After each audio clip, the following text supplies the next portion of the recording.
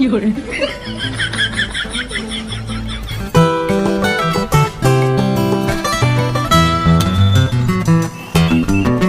ওই যে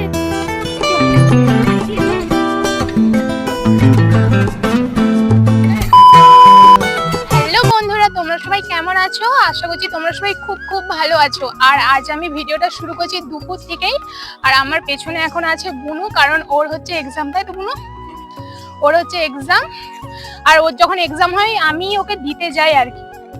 আর তোমরা হয়তো ভাবছো যে আমার বুনু কোথায়, ঠিক করে দেখতে পাচ্ছ না। তো ও একটু ছোট, আর ও ক্লাস 7-এ পড়ছে। ও সেকেন্ড সাবনেটিভের এক্সাম চলছে, বল বুনু? ওর মনে হয় ওই এক্সামটা সেকেন্ড সাবনেটিভের এক্সাম চলছে।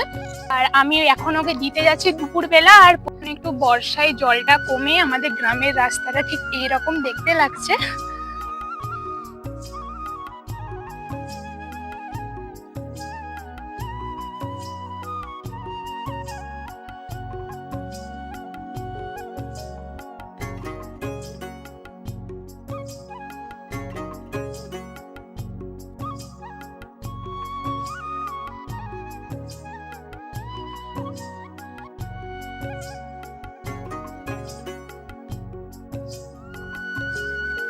মানে মাঝে মাঝে রাস্তায় যেতে যেতে ক্যামেরাটা অফ করতে হচ্ছে, কারণ মাঝে মাঝে লরি টরি বেরোচ্ছে। তো আর এখন তো মানে ধান লাগানোর সিজন।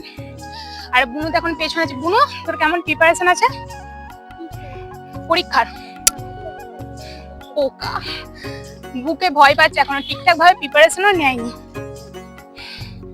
এখন চলে এসেছি রামজীবনপুরে। রামজীবনপুরে এসে থেকে অনেক স্টুডেন্টের ছুটি হয়ে গেছে, মানে যাদের 11টা থেকে এক্সাম ছিল তাদের ছুটি হয়ে গেছে। আমাদের বোনেদের ছিল প্রায় 1:30 2টো থেকে এক্সাম, তাই বোন এখন এক্সাম দিতে চলে গেল। আর এটা হচ্ছে রামজীবনপুর গার্লস স্কুল। আর গার্লস স্কুলের পাশেই রয়েছে দেখো এই ভাঙাচোরা মন্দির। প্রায় 100 বছরের কত বড় একটা গাছ গজিয়ে গেছে, বেশ ভয়ও লাগে যদি কখনো উল্টে যায় মন্দিরটা। তো এখানে তারপর বুনুকে স্কুলে মানে ক্লাসে বসিয়ে দিয়ে এসে আমি এখানে বসে গেলাম একটা কাজ করতে। তো এখানে বোরিং লাগছিল, তাই ভাবলাম কাজটা করে নিই। কাজটা কমপ্লিট হয়ে যাওয়ার পর দেখো আকাশটা অনেকটা মেঘলা হয়ে গিয়েছিল।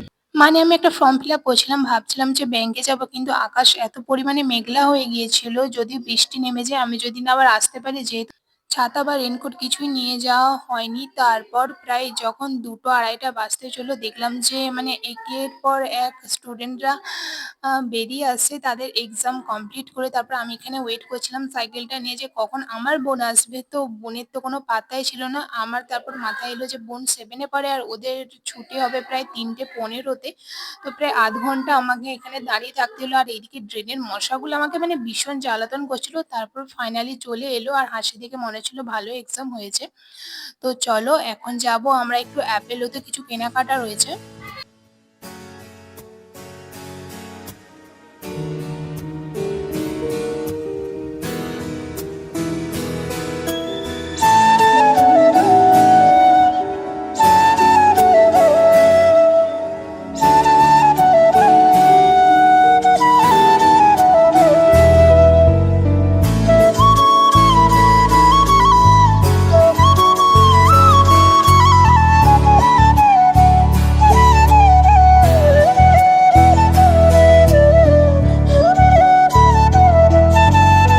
এখন আমার কেনাকাটা কমপ্লিট হয়ে গেছে, আর এখন আমি জিনিসপত্রগুলো গুছিয়ে নিচ্ছি। আর দোকানের ভিতরে গিয়ে ভিডিওটা করিনি বন্ধুরা, কারণ হচ্ছে আমি নিজের পার্সোনাল কিছু জিনিস কিনছিলাম। আর এটা হচ্ছে রামজীবনপুর রক্ষাকালী মন্দির। এই রক্ষাকালী মন্দিরে প্রায় 12 বছর ছাড়া ছাড়া আমাদের পুজো হয়ে থাকে। চলো এখন বোন বললো ও আইসক্রিম খাবে, না খেলে তো ও আসবে না, তাই এখনো আইসক্রিমের মধ্যে কিনেছিল একটা চকোবার আর একটা রাবড়ি। দেখো এখন আমাকে বললো যে তুই রাবড়িটা নিয়ে, আমি চকোবারটা নেবো। চলো এখন এই আইসক্রিমটা খাওয়া দাওয়া করে তারপর আমরা বাড়ির দিকে যাব।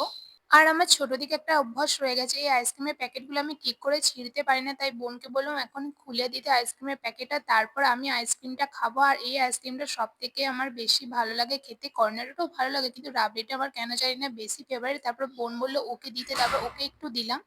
তারপর আমি যখন বললাম যে তোর চকোবারটা দে, ও বললো দেবে না আমাকে, জানো। কিন্তু তারপর আমি নিয়েছিলাম অনেক করে রাজি করি, আর অনেকটা চকোলেটস নিয়ে নিয়েছিলাম বলে ভূ তো প্রায় আমাকে বকছিল। তারপর দেখো এখন যাচ্ছি বাড়ির দিকে, চলো বাড়ি গিয়ে কথা হচ্ছে। ফ্ল্যাশব্যাক। তারপর বাড়িতে এসে কন্টিনিউ ভিডিওটা করতে সময় পাইনি, কারণ নিজের কিছু কাজ ছিল স্টাডির। আর এইদিকে দেখো সন্ধ্যাবেলা বাবা বাড়িতে এসে দেখি বোনের জন্য এনেছে ব্যাগ, যদিও ব্যাগটা আমার মোটামুটি লেগেছে। আর এখন তো রাত হয়ে গেছে। এরপর আমাকে খাওয়া-দাওয়া করে তারপর আমাকে ঘুমিয়ে পড়তে হবে। চলো সবাইকে টাটা বাই।